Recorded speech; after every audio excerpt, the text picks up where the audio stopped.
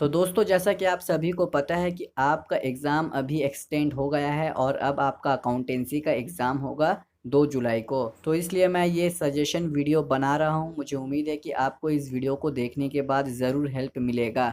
और मैं आपको ये भी बताता चलूँ कि सजेशन वीडियो मतलब ये नहीं होता कि मैंने आपको 10 से 12 क्वेश्चन दे दिए और मैं आपको बोलूँगा कि यही क्वेश्चन आएगा। जी नहीं, बिल्कुल ऐसा नहीं होता सजेशन का मतलब। अगर ऐसा होता तो दोस्तों कोई भी बच्चा ना ही फेल होता और ना ही किसी का कम मार्क्स आता। असल में सजेशन मतलब ये होता है कि आप क्या पढ़ो, आप कहाँ से पढ़ो और आपको कितना पढ़ना चाहिए।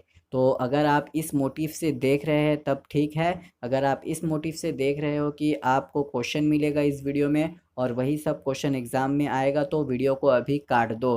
तो दोस्तों चलिए अब शुरू करते हैं।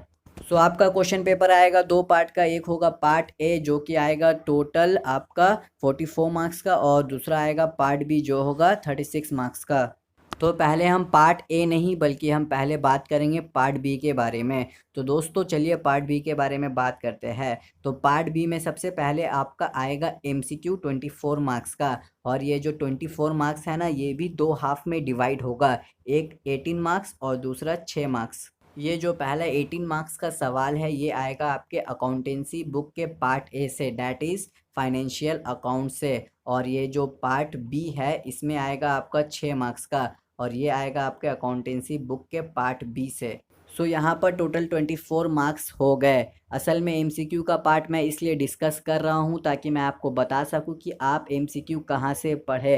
क्योंकि अगर आप एमसीक्यू देखने जाओगे अकाउंट्स का तो लाखों एमसीक्यू आपको मिलेंगे। सो एमसीक्यू वाले पार्ट के लिए मैं आपको 2 टिप्स दूंगा कि आप कहाँ कहाँ से पढ़ो। तो दोस्तों सबसे पहले मैं आपको कहना चाहूँगा कि आप लास्ट 5 ईयर्स के पेपर से पढ़ो। जी हाँ, ये बहुत ही इम्पॉर्टेंट है। बहुत सारे ऐसे टॉपर्स हैं जो लास्ट 5 ईयर्स के पेपर को नहीं पढ़ कर जाते हैं और जो एवरेज स्टूडेंट है वो लास्ट ईयर के पेपर को सॉल्व कर कर जाते हैं और उनका मार्क्स ज़्यादा भी आ जाता है। तो दोस्तों आप जब भी एग्ज़ाम देने जाओ उससे पहले आप लास्ट 5 ईयर्स के एमसीक्यू को ज़रूर सॉल्व करना। अगर आप सॉल्व करोगे तो आपको पता भी चलेगा कि बहुत सारे ऐसे सवाल हैं ना जो रिपीट होते हैं। अगर आप लास्ट 5 ईयर्स के एमसीक्यू को अच्छे से सॉल्व कर लोगे तब फिर आपका 5 से 6 सवाल ज़रूर मैच करेगा। जी हाँ, ये मैं पूरा श्योरिटी के साथ कह रहा हूँ, मैंने पहले वेरीफाई कर लिया है। अगर आपके पास टाइम है तो जाओ टेस्ट पेपर निकालो और उसमें लास्ट 5 ईयर्स के क्वेश्चन को मैच करो, आपको ज़रूर मिलेगा। सो ये हो गया पहला टिप कि कहाँ से आप एमसीक्यू को पढ़ सकते हो। तो दोस्तों दूसरा जो मेरा टिप है उससे शायद बहुत कम लोग अग्री करेंगे, लेकिन मैं आपको बता दूं ये बहुत ही अच्छा टिप है कि आप एमसीक्यू को पढ़ो अपने बुक से। आपका जो अकाउंटेंसी का बुक है शायद मेजॉरिटी स्टूडेंट्स का बासु एंड दत्ता बुक है, तो आप प्लीज़ उसी बुक से पढ़ो। आपने इतने पैसे लगाए हैं उस बुक के पीछे तो उसे यूटिलाइज़ भी करो। बहुत सारे स्टूडेंट्स हैं जो बुक के एमसीक्यू को नहीं देखते, लेकिन दोस्तों अगर आप बुक खोलोगे तो आप देखोगे कि एक एक चैप्टर का बहुत सारे एमसीक्यू दिए हुए हैं। किसी किसी का 50 है, किसी किसी का 60 है और किसी किसी का 80 से 90 एमसीक्यू है। तो आप प्लीज़ बुक से पढ़ो क्योंकि बुक से भी आता है। बुक से भी आता है ये शायद मुझे नहीं कहना चाहिए, शायद मुझे कहना चाहिए कि बुक से ही आता है। जी हाँ, बुक से ही आएगा आपका क्वेश्चन, सिर्फ आपका जो नंबर है वो चेंज रहता है। दोस्तों कंसेप्ट तो पूरा बुक से रहता है। तो मैंने यहाँ पर आपको 2 चीज़ बताया कि पहले आप लास्ट 5 ईयर्स के एमसीक्यू को सॉल्व करो और उसे पूरा रीड कर कर जाओ और उसके बाद जो आपका बुक है उससे भी सभी चैप्टर्स का एमसीक्यू पढ़ो। और एमसीक्यू के लिए मैं आपको एक चीज़ और बताना चाहता हूँ कि आपका जो चैप्टर है अकाउंटिंग फॉर शेयर कैपिटल, इस चैप्टर से आपका कुल मिलाकर आता है 20 मार्क्स का सवाल और उसमें से जो एक एक मार्क्स का क्वेश्चन है ना वो टोटल आएगा आपका 10 पीस। तो आप प्लीज़ शेयर कैपिटल के चैप्टर को खोलो अपने बुक में और जितना भी एमसीक्यू है सभी सॉल्व करो। आपका एक और चैप्टर है रिकंस्ट्रक्शन ऑफ पार्टनरशिप, इसमें से आपका आता है एक एक मार्क्स का कुल मिलाकर 9 सवाल। तो इसमें से भी आपका एमसीक्यू आएगा, तो इसके एमसीक्यू को भी आप अच्छे से देखो। इसका एमसीक्यू बहुत ही इजी आता है। इसका क्या दोस्तों, सभी एमसीक्यू इजी लगेगा आपको अगर आप लास्ट 5 ईयर्स के पेपर को देखोगे और साथ में बुक के जितने भी एमसीक्यू है सभी सॉल्व करोगे। तो ये तो बात हो गया एमसीक्यू का। अब हम बात करेंगे दोस्तों एसएक्यू का, यानी कि शॉर्ट आंसर टाइप। तो बहुत सारे ऐसे स्टूडेंट्स हैं जिन्हें एसएक्यू पढ़ने का ज़रा सा भी मन नहीं करता, मैं भी उनमें से ही एक हूँ।